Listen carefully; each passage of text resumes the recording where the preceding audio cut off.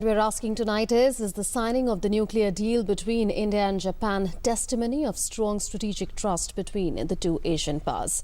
To discuss that, we are joined by Shashank, a former Foreign Secretary, and Professor R. Rajaraman, nuclear expert and Professor Emeritus at JNU. I welcome you both to Newsnight. I'll begin with you, Shashank. Could this civil nuclear deal have been achieved without immense trust between the two countries, given Japan's sensitivities in the nuclear domain? You're quite right. I think it's a question of mutual trust which has evolved over a period of time, not only between the two governments, but also among the wide diversity of people and political leadership in the two countries. Because, this deal will have to be approved by the Japanese parliament and by the Indian cabinet.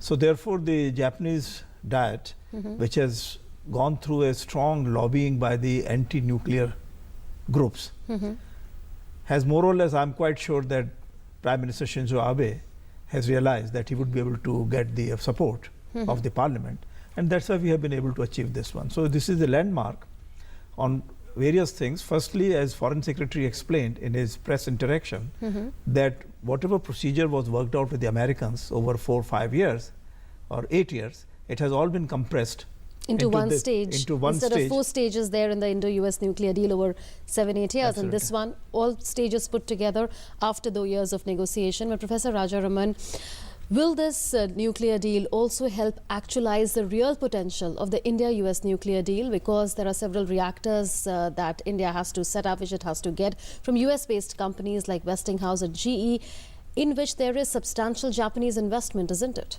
Absolutely. So, if we want to go ahead with the purchase of reactor building from either Westinghouse or GE, Westinghouse is essentially owned by Toshiba and GE by Hitachi. So without their consent, it just simply cannot be done.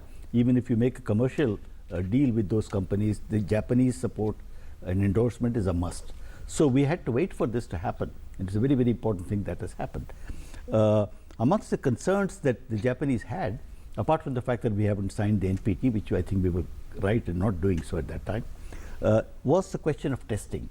And I believe that in the new agreement, there is somewhere a clause saying the deal is off if we test. There's always a termination clause. That's what the Foreign Secretary explained in his press conference in all nuclear deals, and this one too has one. That's right. And not only a termination deal, but termination if there is testing. But we need not be alarmed at all, because this is exactly what the US deal also has. Yes. It's extremely unlikely that we will test.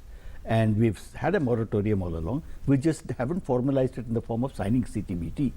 So I don't think one should be worried, but they needed that written down in order for it to be acceptable to their diet and to their constituency. But the fact is that the deal has happened, and since it has happened, is it only fair to assume at this point in time that Japan is fully convinced insofar as our nuclear non-proliferation credentials are concerned? Oh, absolutely. In fact, we have always had excellent credentials, and little by little, more and more countries are accepting it.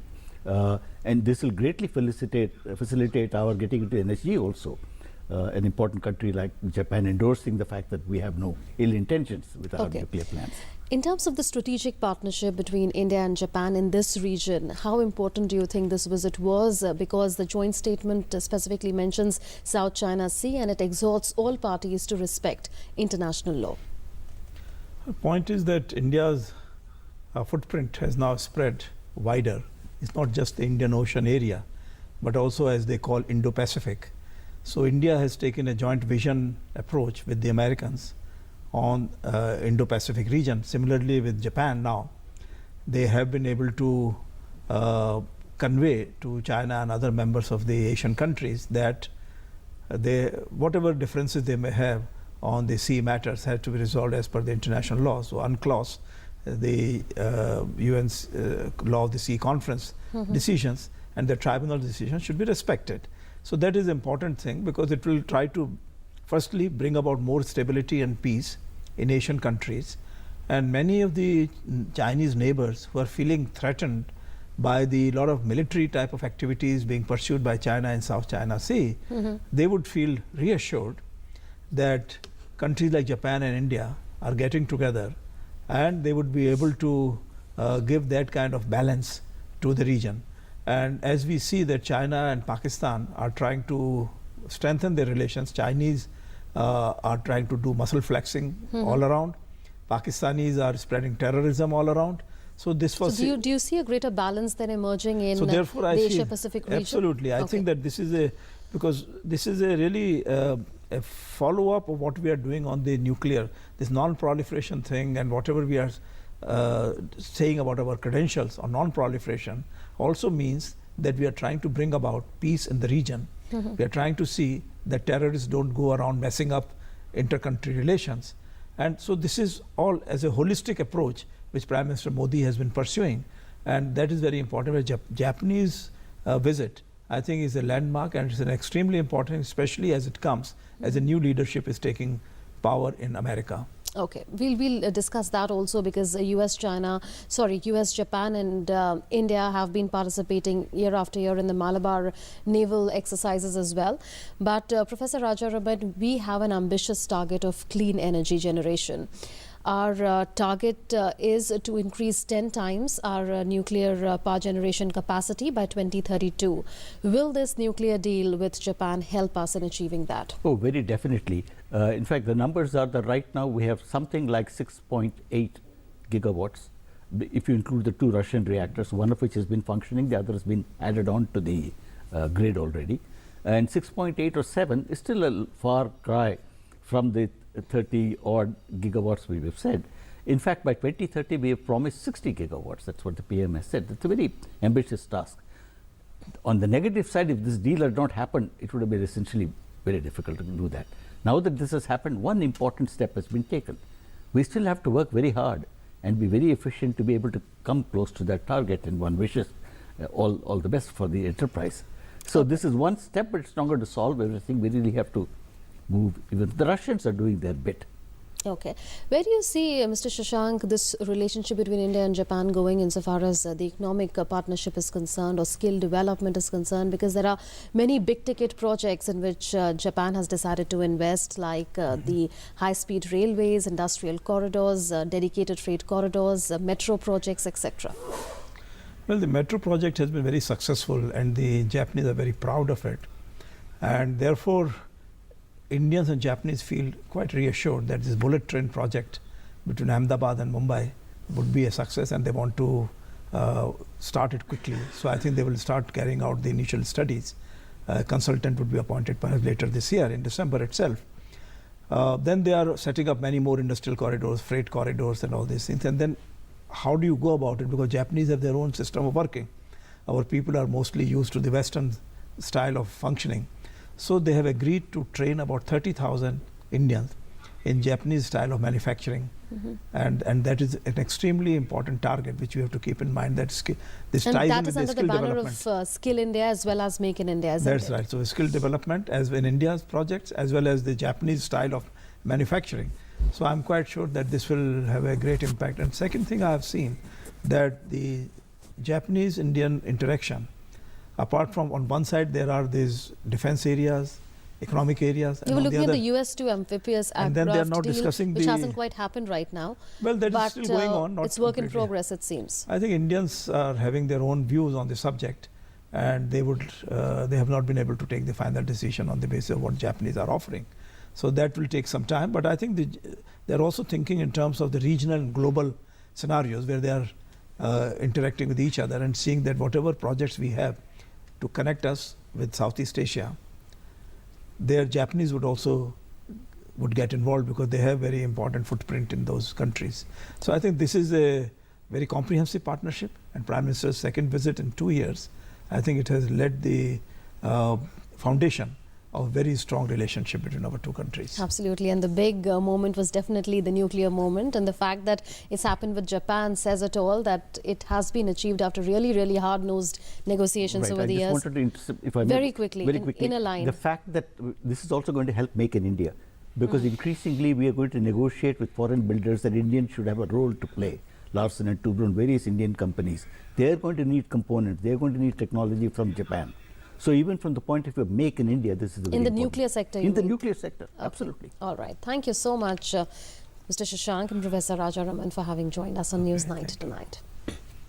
And that's not all, because reiterating his resolve to make India the most open economy in the world, Prime Minister Narendra Modi invited top Japanese industrialists to invest in India. He told prospective investors from Japan how economic reforms in India are making India investment and business friendly. He also invited them to make in India and participate in futuristic infrastructure projects like dedicated freight corridor, industrial corridors, high-speed railways, metro rail projects, among others.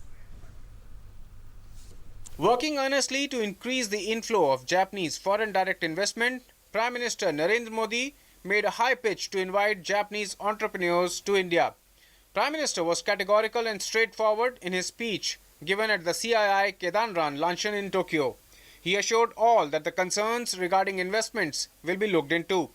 He added that India is a land of incredible opportunities and credible policies, while promising that his aim is to make India the most open economy in the world.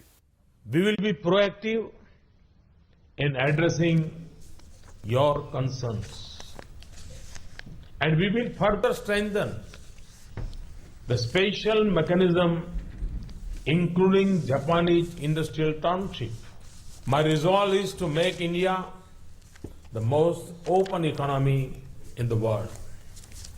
The impact of our efforts is being felt and recognized globally. Commenting on the partnership potential between the two countries and their economies, Prime Minister said that India and Japan are best suited to work together. India and Japan are best suited to work together. In fact, our past has desired us to stand together. Our present is encouraging us to work together. Prime Minister further added that the combination of Made in India and Made by Japan is working wonderfully, and also gave his candid views on increased cooperation between the two nations in other areas as well. Made in India and Made by Japan combination has already started to work and converse wonderfully. Strong India, strong Japan will not only enrich our two nations, it will also be a stabilizing factor in Asia and the world. This is Prime Minister Modi's second visit to Japan, and stronger economic ties weigh high on his agenda. Japan is fourth largest foreign direct investor in India, and Prime Minister knows that the potential to move up the ladder can still be tapped. Prime Minister also didn't fail to mention the historic and cultural ties that bind the countries together. 21st century belongs to Asia, and it is Japan and India's relationship that will define and give direction to the global economy. Prime Minister Narendra Modi on one side invited the Japanese investors for Make in India. So on the other side, the Japanese investors were equally excited to invest in India, specifically after the passage of GST bill. So all in all, Prime Minister Narendra Modi's visit to Japan will give a major boost to trade and investment between Japan and India, and the business community will get the benefit from it. With camera person PC Joshi and Ajay Sharma, Arun Sharma, Doordarshan News, Tokyo.